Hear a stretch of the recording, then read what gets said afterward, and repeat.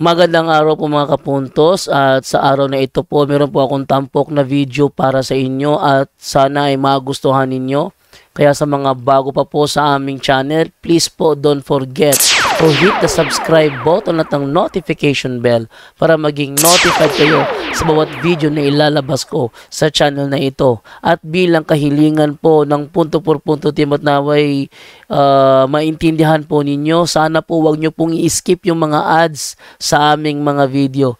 Sa maliit na bagay na po na yan, malaking tulong po yan sa ating programa at sa ating ministry. Sana po maunawaan po ninyo. Maraming salamat po, kaya wag na po natin patagalin. Simulan na po natin.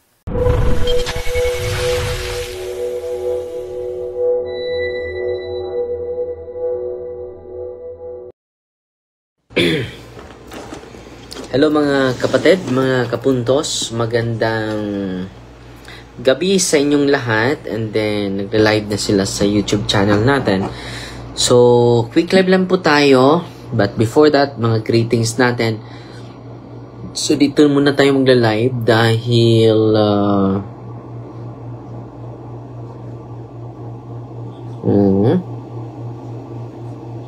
dito muna tayo magla-live ngayon dahil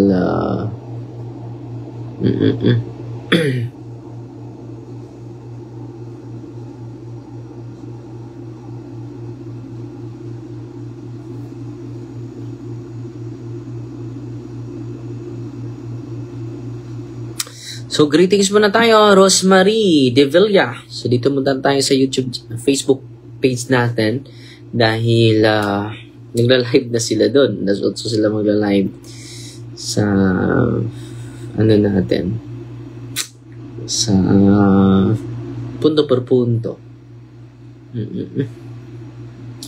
So kumusta po? Live po tayo dito sa quick live lang po tayo, no? Sa buhay ng isa ng santo, no? Maganda po itong i-share ko sa inyo. So hindi muna tayo sa mga kasamahan natin na dahil live sila ngayon. Live na ba ngayon? Live na sila, di ba? So ito po ang i-share ko sa inyo ngayon. Mayong gabi, Father, si Mary Lou Daing. So ito yung i-share ko sa inyo, quick live lang po tayo, sa buhay ng isang martir. Ito yung santo sa araw na ito. Isang martir, si Saint Sabina of Rome. Ang fiesta niya ay August 29. Isang martir, no? Isang martir, venerated in Roman Catholic Church, died early 2nd century traditionally, circa 126 AD. Patronage Basilica of Santa Sabina, Aventine Hill sa Roma. So ngayon, sino ba ito si Santa Sabina? Santa Sabina was a noble Roman widow who converted to Christianity during the early years of the church, possibly under the influence of her slave and spiritual friend, Saint Serapia. Dalawa yung santo na i-share ko sa inyo ngayon. Si Saint Sabina at si Saint Serapia. So ano ba yung kadugtong? Bakit sila nagkadugtong, mga kapatid? Bakit sila nagkakilala? Dahil ito si Saint Serapia at si Saint Sabina, amo niya si Santa Sabina. Slave po, hindi po servant, slave ni Santa Sabina, si Santa Serapia. And then she lived during a time when Christianity was illegal and punishable by death in the Roman Empire. Ito si Santa Sabina, no? Isang noble Roman widow. Hindi ito basta-basta si Santa Sabina, noble, no? Asawa ng isang senador, Roman senator. So, muna tayo ni Santa Sabina. Conversion ni Santa Sabina was born. By the way, Sabina was born in a wealthy family, noble family, and married to a Roman senator. After her husband's death, she encountered Santa Serapia, a Christian slave, whose faith deeply inspired her. So, naka-inspired niya yung slave niya. Witness to martyrdom, Serapia was arrested. Yung Christian slave niya, arrested and executed for refusing to worship the Roman gods. Sabina recovered her body and gave it a reverent burial in her family tomb. So, sinalin niya si Santa Serapia nung pinatay ng Roman authorities. No? Dinakip at pinatay si Santa Serapia, yung slave niya, a Christian slave. Arrest and death, Sabina was soon identified as a Christian and arrested for her faith. Like many Christian women of her time, she refused to renounce Christ and was beheaded, becoming a martyr. So, pinugutan siya ng ulo katulad din ni Saint John the Baptist sa araw na to, araw ni San Juan magbubunyag, no? Sabina's home on the Aventine Hill in Rome was later transformed into a church in her honor. This became the Basilica of Santa Sabina, one of the oldest and most significant churches in Rome. So, yan po yung conversion ni Santa Sabina. So, punta naman tayo ni Santa Serapia.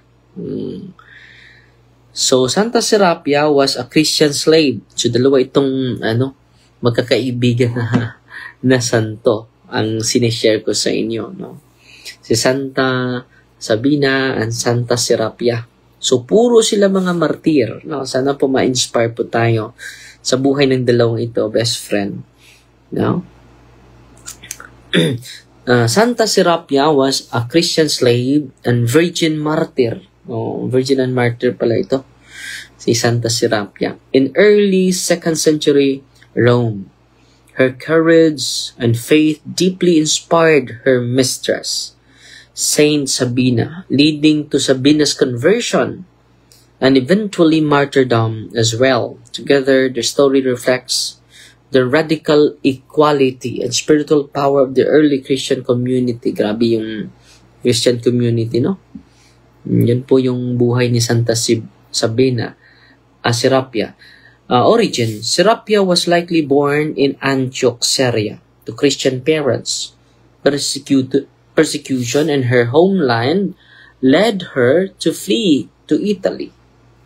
In Rome, she became a servant or slave in the household of Sabina, a wealthy Roman widow. Conversion of Sabina through her holy life, prayers, and charitable works, Serapia converted her mistress Sabina to Christianity, forming a strong spiritual bond between them. Grabe yung malalim yung kanilang relasyon bilang magkakaibigan. Under the rule of Emperor Hadrian, during the year 117 to 138, persecution of Christian intensified. Serapia refused to deny Christ or worship the Roman gods. She was tortured and ultimately beaten to death. So, gibunalan niya siya. Grabe yung scourging until namatay. So, some traditions say she was beheaded. So, ibang tradition nagsasabi din na napugutan siya ng ulo. Her body was lovingly buried by Santa Sabina in her family tomb. Her body was lovingly buried by Santa Sabina in her family tomb. Serapia was honored early as a martyr, especially because of her faithful witness from a position of servitude.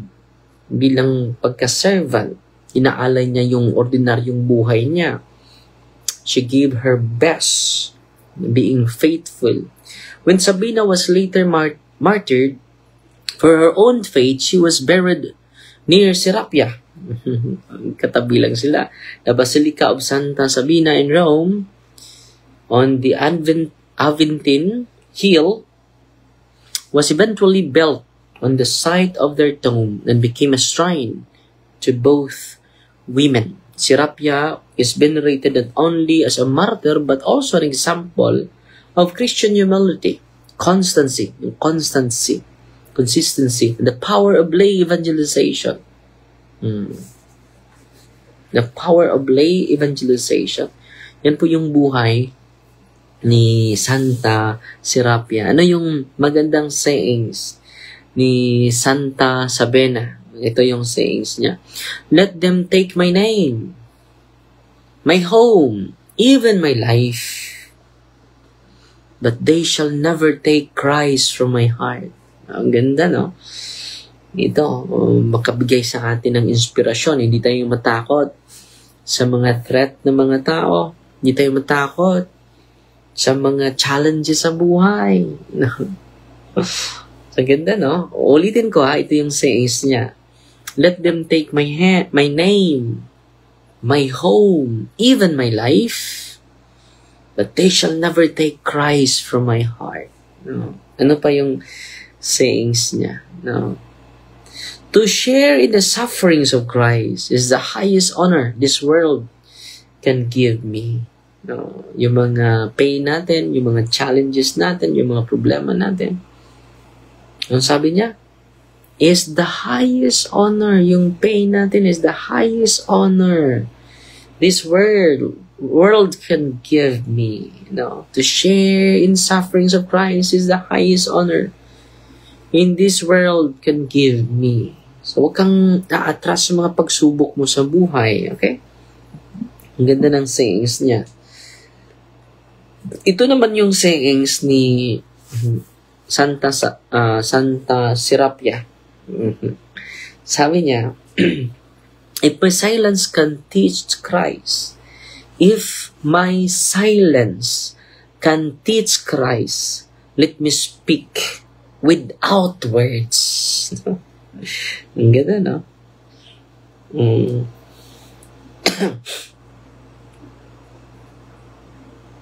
Ano pa yung ito yung magandang sinasabi din niya. I fear no judge on earth. Hindi ako natakot sa mga maghuhukom sa mundong ito.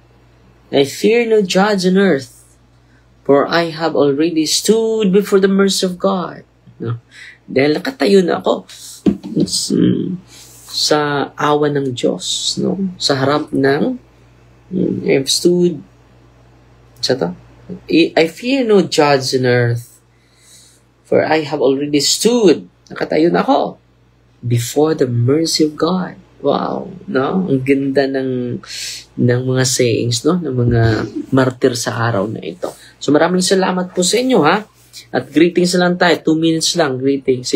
Ate Jojo, nanonood sa Miss Young Old Darwin, yung debate with other religions. So, si Relon, si Peach Bintulan, maayong gabi, Father. Si Anisha Uro Inok, maayong gabi, Pod. Salamat ta sa Star Seeders na to. Si Janine, no? 200 stars. Si Gina Apatan Dinukot, 50 stars. Si Ami Dakubad na Ilga, 100 stars. Salamat po. At this coming first week, mga kapatid, sa September, sana tulungan nyo kami. Meron na tayong 25 seminarians. So, pwede kayo magtutulong sa vocation natin, evangelization natin. Nandyan po sa ating, sa mga pinopost natin. Kung tutulong ka din sa construction, ongoing construction sa building natin, nandun din, no? Nandun din yung mga bank account natin, GCash natin. Maraming salamat po. Ginagamit natin yan sa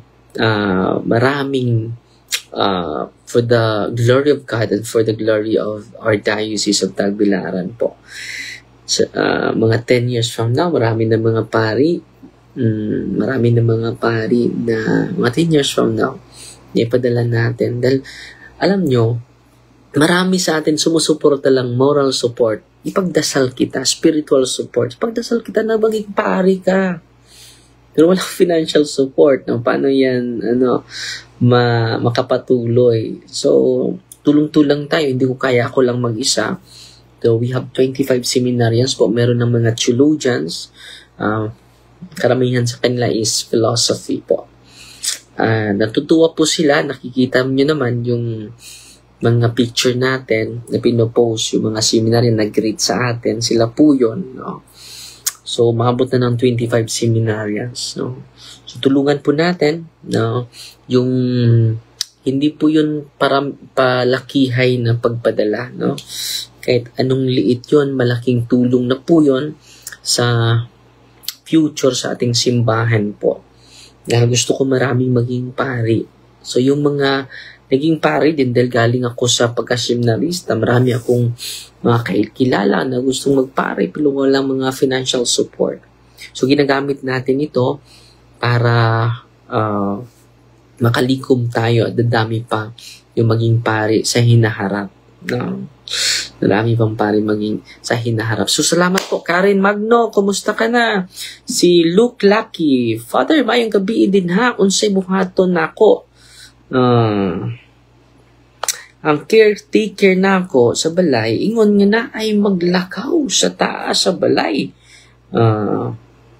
Sumala sa akong anak, wala daw, pero ang caretaker, sa ato ning tubagon, no? Look, sa buhaton ni mo mag-reels taron. Ito ng tubagon. Okay, so Fighty Maria, the tax of thee with a humble heart. In the name of the Father, and of the Son, and the Holy Spirit, amen. Our Father, who art in heaven, hallowed be the name, the kingdom come, the will be done on earth as it is in heaven. Give us this day daily bread, and forgive us our trespasses, as we forgive those who trespass against us. And lead us not into temptation, but deliver us from evil. Amen. Hail Mary, full of grace, the Lord is with you. Blessed are you among women, and blessed is the fruit of the womb, Jesus. Holy Mary, Mother of God, pray for us sinners, now and there for death. Amen. In the name of the Father, and of the Son, and of the Holy Spirit. Amen.